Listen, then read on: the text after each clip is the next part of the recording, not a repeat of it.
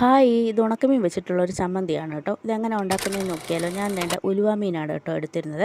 അത് നന്നായിട്ട് കഴുകി വൃത്തിയാക്കി മുള്ളൊക്കെ കളഞ്ഞതിന് ശേഷം ലേശം മുളക് പൊടിയും മഞ്ഞൾപ്പൊടിയും ഇട്ട് കൊടുത്തിട്ട് നന്നായിട്ടൊന്ന് പുരട്ടിയെടുത്ത് ഇനി നമുക്ക് ഈ ഉണക്കമീനൊക്കെ നന്നായിട്ടൊന്ന് വറുത്ത് കോരി മാറ്റി വെക്കാം. ആ സമയം കൊണ്ട് ലേശം ചുവന്നുള്ളിയും 2 പച്ചമുളകും കൂടെ വൃത്തിയാക്കി വെച്ചിട്ടുണ്ട്. ഇതേ നമ്മുടെ മീനൊക്കെ നന്നായിട്ട് മൂത്ത് വരുന്നുണ്ട് കേട്ടോ. മീൻ നന്നായിട്ട് മൂത്ത് വന്നിട്ടുണ്ട്. അത് കോരി ഒരു പാത്രത്തിലേക്ക് മാറ്റി വെച്ച് ഇത് നമുക്കിനി ഒന്ന് ചെറുതായിട്ട് പൊടിച്ചെടുക്കണം കേട്ടോ. ഞാൻ അതേ പൊടിച്ചെടുത്തിട്ടുണ്ട്. ഇനി നമുക്ക് ഈ ചുവന്നുള്ളിയും പച്ചമുളകും കൂടെ ഒന്ന് ചെറുതായിട്ട് ചതച്ചെടുക്കാം. ഇത്രേ ചതയ്ക്കാവുള്ളൂ, ഒരുപാട് ഇട്ടങ്ങ് അരയ്ക്കരുത് കേട്ടോ.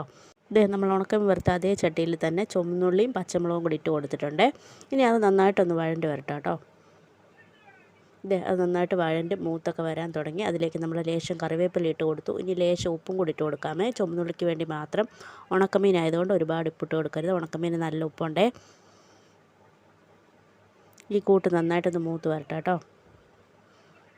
അപ്പോൾ നമ്മുടെ ചുവന്നുള്ളിയുടെയും പച്ചമുളകിൻ്റെ ആ കൂട്ട് നന്നായിട്ട് മൂത്ത് വന്നു. അപ്പോൾ നമുക്കിനി അതിലേക്ക് മുളക് പൊടി ചേർത്ത് കൊടുക്കാം.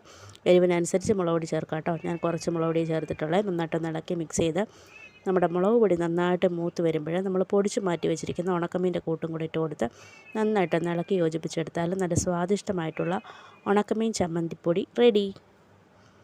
ചോറ് കഴിക്കാൻ വേറെ കറിയൊന്നും വേണ്ട, ഈ ഒരു ചമ്മന്തി മാത്രം മതിയേ.